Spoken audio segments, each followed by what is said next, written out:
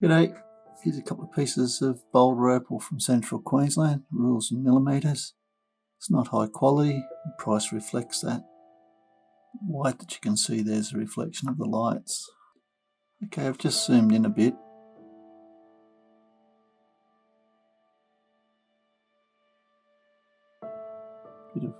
Bit of colour here, not a lot though. Down here is pinker, pinky sort of colours in it, and there's another seam under here which might be worth investigating.